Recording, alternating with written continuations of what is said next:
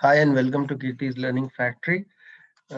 In this video, we are going to learn how to find the sum of factors of any given number, okay, and then how to find the number of factors of any given number. So these are the two things that we will learn, okay. So for example, let's take a number 40. Yeah.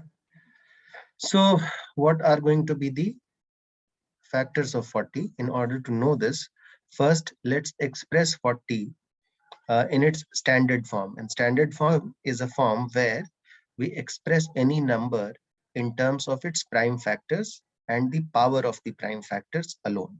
So for an example, for 40, let's start reducing. It's 2 into 20, it's 2 into 2 into 10, then it's 2 into 2 into 2 into 5. So basically 40 is nothing, 2 raised to the power 3 into 5. 5 raised to the power 1, you can say. Yeah, so that's how we will reduce 40 in its standard form. So basically 40 is 2 raised to the power 3 into 5 raised to the power 1. Now, if this is the scenario, and have a look at it properly, what will be the sum of its factors? Okay, and what will be the number of factors? These are the two things that we wish to find out. Now, when we look at 40 and we try to write down the factors as it is, because it's a small number, so we can identify all the factors for this. 1 is a factor, okay, 2 is a factor, 4 is a factor, 5 is a factor, 8 is a factor, 10 is a factor, then after 10, then 20 is a factor, and then 40 is a factor. So these are the factors. Let's add all of it. Okay, so let's try to find the sum of factors. It's 1 plus 2 plus 4 plus 5 plus 8 plus 10 plus 20 plus 40. What will it be? 40 and 20, 60, and then 10, 70, then 8 and 2, 10, 80, and then 5 and 4 and 1 is again 10, it's 90. So sum of the factors is 90. Okay. This is one way of finding out the sum of the factors. But let's say we have a huge number. Somebody gives you a number like 1440. What do you do in that case? When the number is big, you cannot possibly identify all the factors because there might be a chance that you will make a mistake. You will miss out a factor. You might make an error while adding the factors, so on and so forth. And therefore, how will you find out the sum? Similarly, for the number of factors, right? Here we can count. The number of factors is the number of factors because it's a small number. Okay, because it's a small number, we can identify what the number of factors is. Okay, the number of factors is 1, 2, 3, 4, 5, 6, 7, 8. The number of factors is 8. So we will keep these two figures in our mind. Okay, and then we will see 90 is the sum of factors and 8 is the number of factors. Then we will proceed to see, is there a method? Okay, is there a pattern that we can establish for any number so as to be able to find sum of all the factors and number of all the factors. ठीक है ना? So let's just take a step ahead and see 40 2 raised to the power 3 into 5 raised to the power 1. Let's come back and confirm. That is what we have picked up from here. Okay. Now, in terms of pure factors of each of these two prime factors, what will be the pure factors? The pure factors will be 2 raised to the power 0, 2 raised to the power 1, 2 raised to the power 2, and 2 raised to the power 3. On this side, it will be 5 raised to the power 0 and 5 raised to the power 1, right? So if we have to find, all these numbers are factors only, but they are factors of prime number 2. Therefore, can we write 2 raised to the power 0 plus 2 raised to the power 1 plus 2 raised to the power 2 plus 2 raised to the power 3? Let's write it as an expression. This basically is the sum of the factors of coming out of the prime factor 2. So दो से बनने वाले जितने भी factors हैं उसका sum ये है. Correct? We can say. Similarly, sum of all the factors which are arising out of the prime number 5 or prime factor 5 rather is this. Correct? जैसे कि ये सारा all these numbers are factors. So when we add these numbers, this is also sum of the factors of 40. When we add 5 raised to the power 0 and 5 raised to the power 1, this also is sum of the factors. Correct? But the prime factor is 5 only. Now you might argue that yes, there will be some, where are those factors which basically are multiplication of these two, right? Where are those factors?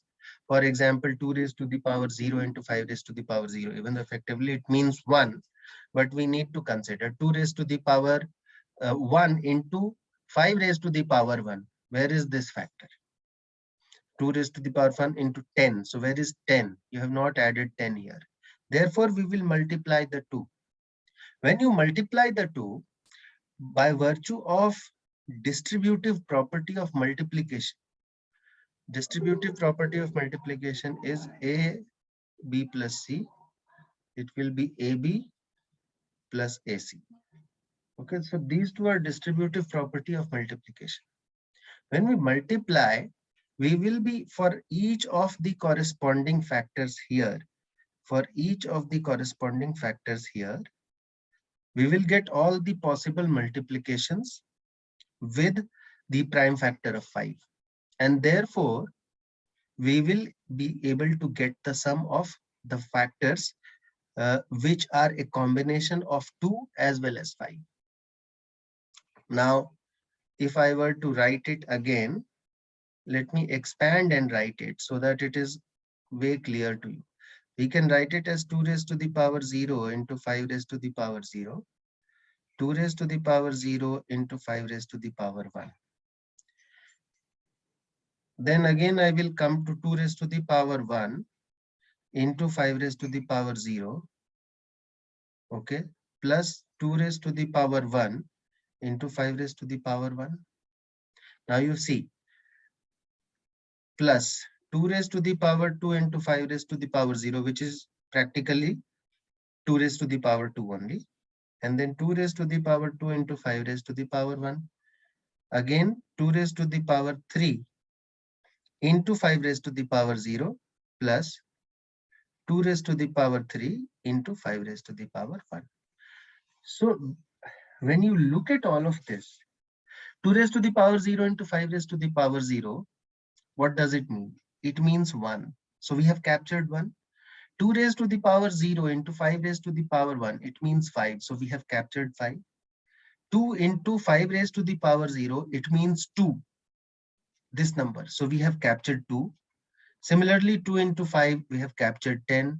So none of the factors are repeating. 2 raised to the power 0 into 5 raised to the power 0, practically it is 2 raised to the power 2. So all the possible combinations of factors which can be formed are here. So therefore, the idea is that if you can write any number, say any number, if you can write a raised to the power x into b raised to the power y into c raised to the power z, okay, where a, b, c are prime factors, correct? Therefore, the sum of factors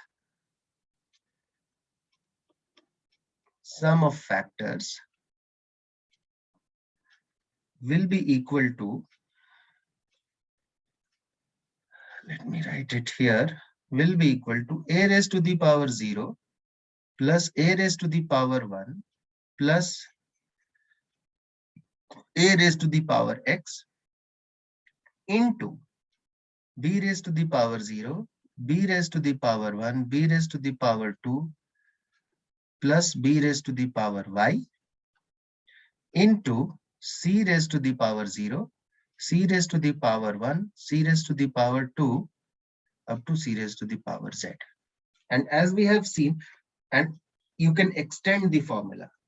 So if there is a fourth prime factor d raised to the power something, just add on to this expansion. That will give you the sum of the factors. Okay, that will give you the sum of the factors. Now, coming on to the number of factors. Yeah, so some of the factors we have identified. Now, what will be the number of factors? Again, let's take the same example, 40.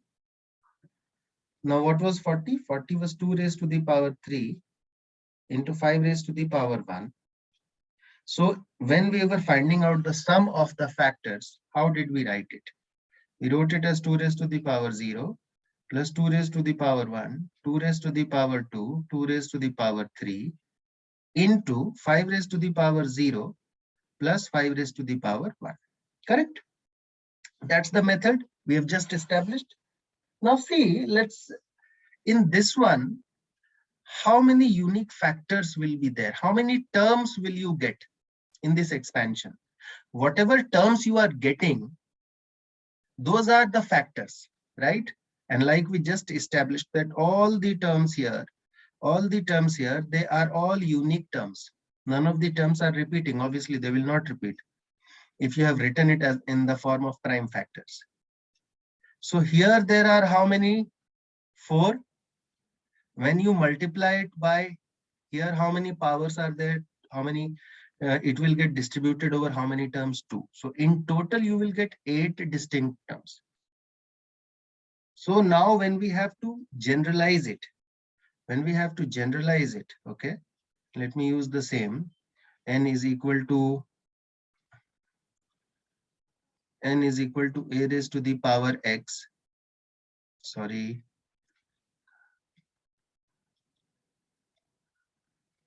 Into b raised to the power y into c raised to the power z. So the number of factors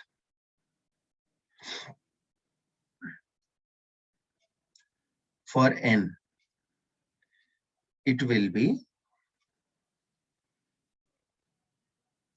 x plus 1 into y plus 1 into z plus 1. Why I'm doing that 1 here? Because when we write the expansion, we also write a term a raised to the power 0. Because 1 will also be a factor of n, right? So a raised to the power 0 plus a raised to the power x into b raised to the power 0, say plus b raised to the power y into c raised to the power 0 plus c raised to the power z. When a0, b0 and c0, when they will get multiplied in one of the terms, this multiplied this will give us 1, which also is a factor, one of the factors of n. Correct? Therefore, you can see that from 1 to x, obviously, x terms will be there, but one additional term will be added per prime factor. So that's that one additional term.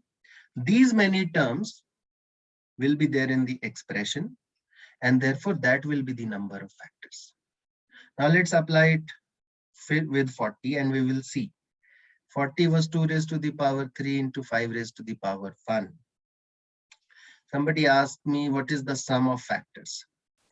Fair enough. What is the sum of factors? 2 raised to the power 0 plus 2 raised to the power 1 plus 2 raised to the power 2 plus 2 raised to the power 3 into 5 raised to the power 0 plus 5 raised to the power 1. Now here it is very, very easy. So I will just open it, and when you do the calculations, it comes out to be,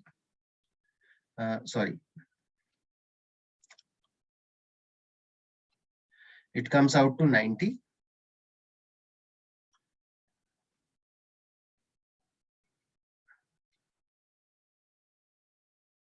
And the number of factors,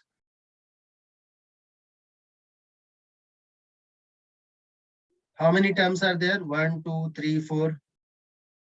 How many terms are there? 1, 2. So how many factors will be there? 8. Using the formula that we x plus 1, y plus 1, there's no need to use the formula. So what is x here? 3. So 3 plus 1 is 4 and 1 plus 1 is 2, which is basically 8. So do not mug up the formula. Understand the basic fundamental methods as to why the formula has been derived at. And the formula is because of this reason, because when you open it, in certain cases, what will happen is that this series will be too long. What if you have a number where the power is a bigger, yeah, let's say 2 raised to the power 16 you get. Then what you will do? Then you use geometric progression. Okay. You use geometric progression to find the sum of the series. That's the only thing that you will need to do. Otherwise, it's a simple, easy to learn formula. And number of factors too is very simple. Whatever is the power across the prime factors, just add 1 to each of the powers and multiply. That will be the number of factors. But instead of mugging it up, understand that why it is like that. Why are you adding 1 to the power of the prime factors? There is a reason, right? We just explained. So these kind of questions, they often get asked in multiple examinations. It's important to learn and understand the concept. I hope that you were able to, and that I was able to explain it to you. If you feel that you still have any doubt, etc., first you should practice with some small examples. Then automatically you will start applying it to larger numbers. And even after that, if you have a doubt, just you can write your doubt in the comment box also. We'll be very happy to sort of come back and see how can we clear that. But once again, thank you so much for watching the video and for interesting content on maths. Keep coming back to Kirti's Learning Factory. And thanks for watching again.